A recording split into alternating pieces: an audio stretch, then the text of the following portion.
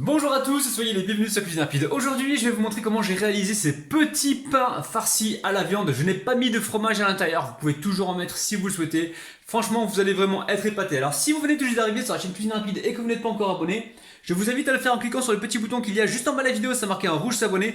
Cliquez dessus, c'est entièrement gratuit et en plus, vous allez apprendre énormément de choses. On part en cuisine, c'est parti!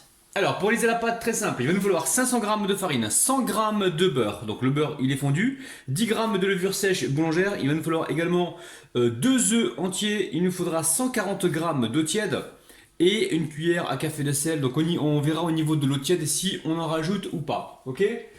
Donc là, très simple, ici pour commencer je vais récupérer, alors je récupère environ une cuillère à soupe ou 2 cuillères à soupe, ouais je récupère voilà.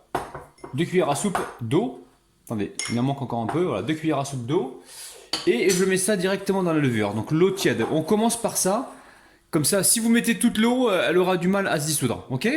Donc ensuite, c'est très facile. C'est simple comme salam alaikum. Hein. Donc ici, on a quoi? On a la farine et le sel. Ok? Donc vous inquiétez pas, vous avez le détail des ingrédients juste en dessous de la vidéo. Là, on vient mélanger donc ces deux éléments. Très simple.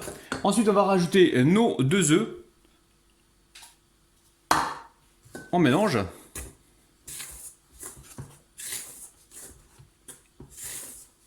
Alors on mélange comme il faut et on rajoute le beurre fondu. Alors cette recette, vous pouvez la réaliser bien sûr sans les œufs. Hein. Si vous voulez pas mettre les œufs, n'en mettez pas, il n'y a aucun problème. Hein. Ok. Par contre, si vous mettez pas d'œufs, au niveau de l'eau, peut-être qu'il va falloir en rajouter un peu plus. Alors là maintenant, je vais rajouter donc l'eau tiède. On va mélanger.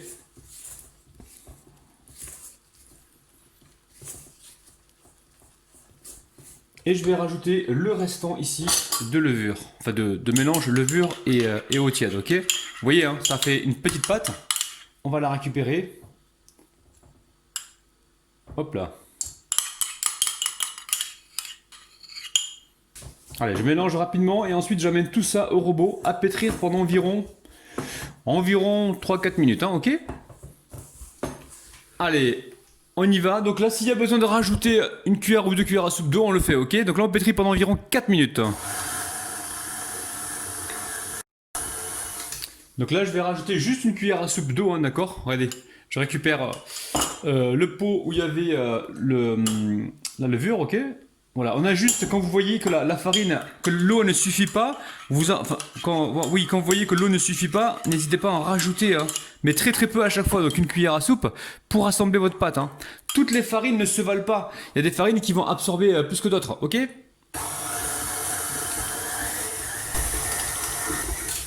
Ok, la pâte, regardez-moi ça, la pâte, on va la mettre à reposer, donc là, je la débarrasse du crochet. C'est recette facile, simple comme bonjour, hein, d'accord? Donc le sel tout à l'heure, il était directement avec la farine. Hein. Allez, on retire. On le retire de la cuve, ok? Et on va... Alors, je vais juste décoller un petit peu la pâte.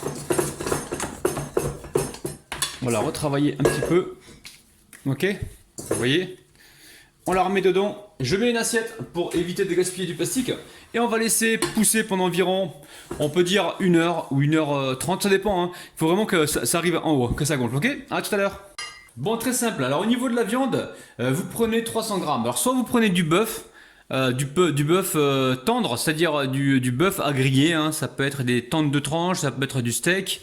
D'accord? Vous le coupez en petits morceaux comme moi, ou vous prenez de l'agneau, vous prenez la viande que vous avez, ça marche avec toutes les viandes, d'accord? Ensuite, ici au niveau des épices, on a une cuillère à café de gingembre, une demi-cuillère à café de poivre.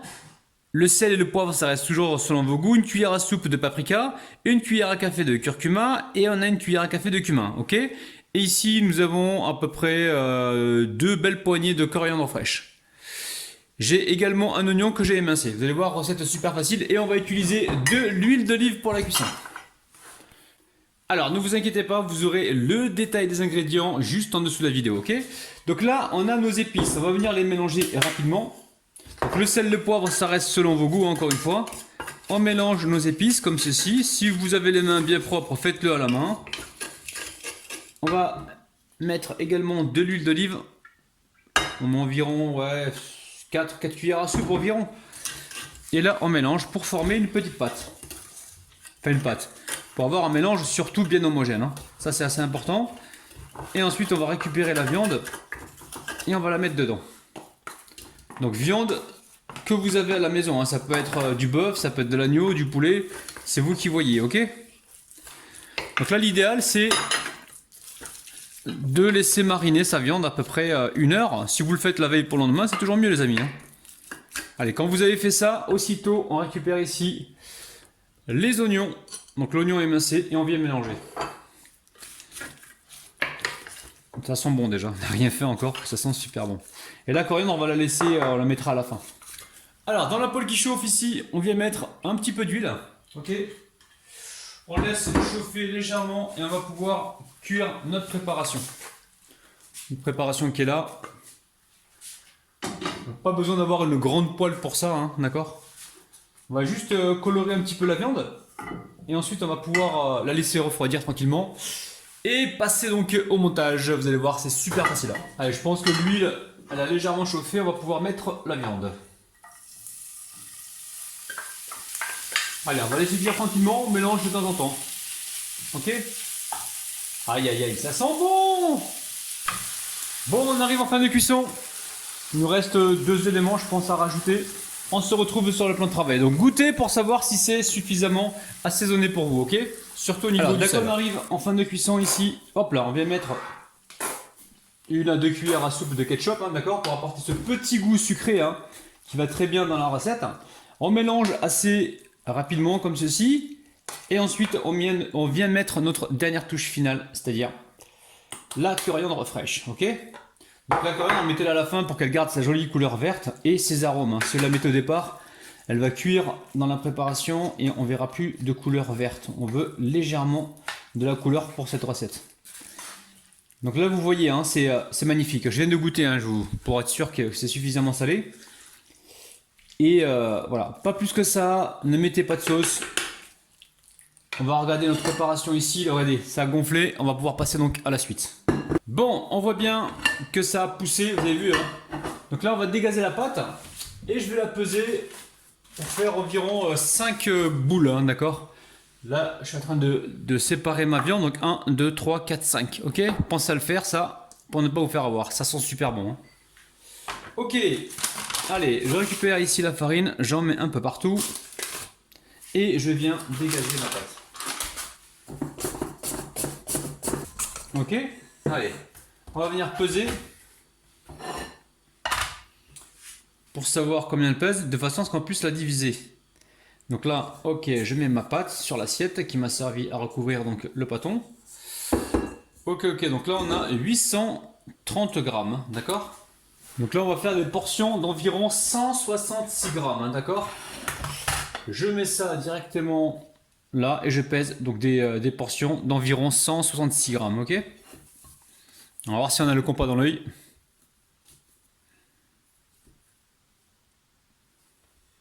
Ouais. Non, j'ai pas le compas dans l'œil. Je ne l'ai pas du tout. Ouais. 166, 170, ça peut le faire. Ouais, 160. Là, je rajoute un petit peu. Voilà, 166, ok? Je vais peser tous mes pâtons à ce grammage-là et on se retrouve juste après. Recette encore une fois, simple comme ça, la malicoum. Vous voyez, là, vous récupérez des pâtons et on va venir lisser comme ceci la surface, ok? Vous tournez comme ça, ou alors vous le mettez sur le plan de travail et vous faites votre boule. Donc pour l'instant, on forme une boule, ok? Là, pareil, hop, on forme notre boule. On rabat les extrémités donc vers l'intérieur et on continue. Vous avez compris, hein, c'est simple comme salam alikoum. Hein.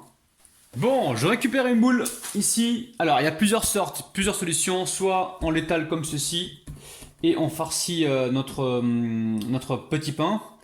Ou soit on le divise en deux et on essaye comment dire, en divisant en deux, on prend un pâton, on met la viande et l'autre pâton on le met par dessus et on ferme avec la fourchette. Je vais faire le test, hein, je suis pas sûr que ça va marcher. Ok, on va voir. Donc là j'ai mon pâton, je le coupe en deux. Ok, vous allez me dire ouais mais il a fait la boule pour rien, mais c'est pas grave, c'est juste pour s'organiser, voilà, pour le fun. Là je récupère, voilà, je coupe mon pâton en deux. C'est un test que je fais, hein. Je vais voir quel sera le meilleur truc. Donc là, j'aplatis comme ceci.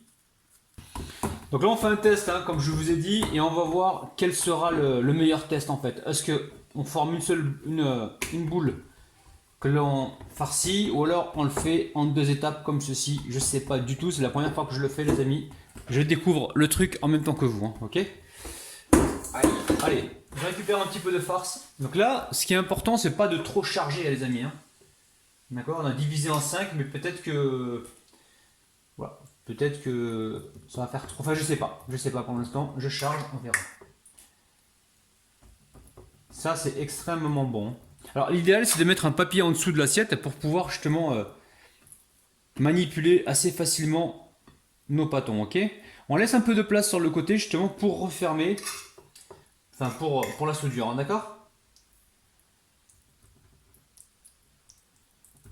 Je suis en train de me poser la question, je pense que la boule sera mieux, je pense, que de faire en 2 étapes. En 2 étapes, il me semble que c'est plus de boulot. Bon, j'arrête de parler, on teste et on voit, ok? Donc là, on commence par souder donc, les extrémités. Ok? Alors, la fourchette, j'en ai ici ou pas? Alors, hop là. On va venir replacer donc sur le centre. Et ici, avec la fourchette, on va venir voilà, appuyer comme ceci pour souder le pâton. Ok?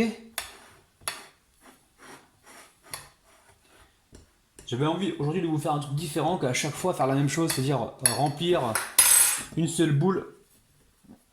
Alors, on aplatit. On aplatit comme ceci. Et on part sur la poêle. Je teste, hein, d'accord? Allez, j'ai mis un poêle à chauffer avec un petit peu d'huile. Je récupère ici, vous voyez les amis, mon pâton. Ok. Et là, on va faire le test. Allez, bismillah.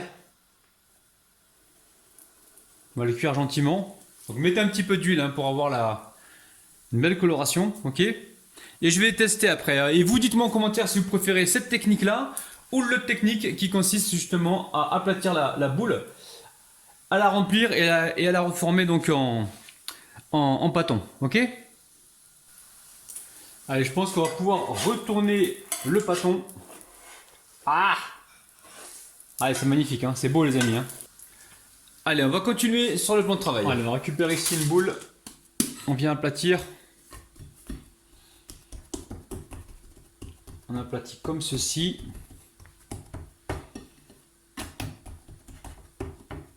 Je pense que la meilleure solution pour vous, ce serait celle-là en fait. Hein. L'autre, elle demande plus de manipulation. Donc là, on aplatit comme ceci, vous voyez. Ensuite, on récupère ici de la farce. On en met un petit peu là.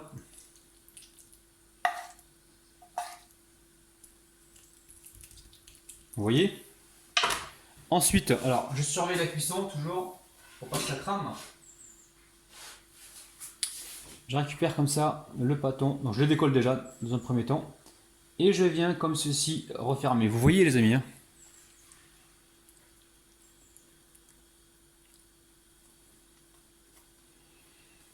Ok, on aplatit comme ceci. On s'assure que tout soit bien scellé. Et là, on vient aplatir gentiment. Bon, je pense que c'est mieux ça. Ok, si on voit que ça colle, on met un petit peu de farine en dessous, mais très peu. Hein. Et on aplatit comme ceci, on tourne l'assiette. Ouais les amis, je crois que je vais garder cette technique là. Ok. Alors c'est toujours bien de faire des essais hein, pour voir ce qui va le mieux pour vous. Donc là, je remets un petit peu d'huile ici. Je pousse donc le premier pâton et je viens mettre celui-ci. Alors côté soudure en premier, ok? Côté soudure, hop là. Ouais, je préfère celui-ci. Hein. Les amis, dites-moi lequel vous préférez, vous en bas dans les commentaires. On est sur un petit feu moyen, on fait attention. Donc vous avez vu, hein, je vais tout continuer comme ça et on se retrouve juste après. Bisous bisous. Allez, on va pouvoir retourner le pâton. Ok, super. Donc on n'hésite pas, hein, on ramène un petit peu d'huile, comme ceci. Là c'est une recette qui correspond très bien pour l'été avec une feuille de salade. Vous allez faire des heureux et des heureuses. Donc restez bien sur un petit feu moyen. Bon, on arrive en fin de vidéo, vous avez vu. Donc finalement, je préfère les faire rondes comme ça, plutôt que de les faire carrées. Ça demande plus de boulot, je trouve que c'est moins joli. Ok. Après, c'est vous qui voyez. Donc là, on va en ouvrir un. Alors, vous pouvez mettre du fromage à l'intérieur. Moi, je n'ai pas mis parce que j'essaie de faire un truc qui soit pas trop non plus calorique. Sinon, dedans, vous pouvez mettre des morceaux de vache qui rit. Vous pouvez également mettre du fromage mozzarella, du gorgonzola, du parmesan. C'est vous qui voyez. Là, j'ai fait vraiment au plus simple. Maintenant, chez vous, n'hésitez pas à vous amuser avec ce que vous avez déjà sur place. Ok? Bon, on va voir un petit peu comment se passe à l'intérieur. Bismillah. Regardez-moi ça, les amis. C'est bien fourni, bien garni. Oh là là, les amis! Je vous kiffe, les amis, je vous aime. N'oubliez pas qu'on se retrouve tous les mercredis et tous les samedis en live à 16h pour réaliser des petites recettes. Et tous les jours, on se retrouve quasiment tous les jours le matin à 9h. La famille, n'oubliez pas, petit pouce vers le haut. N'oubliez pas également de vous abonner si ce n'est pas encore fait. Pensez aussi à activer la petite cloche qui se trouve près du bouton abonné pour recevoir donc toutes les notifications. Je vous kiffe, je vous aime. Je vous retrouve demain matin à 9h. Bisous, bisous. Bye bye.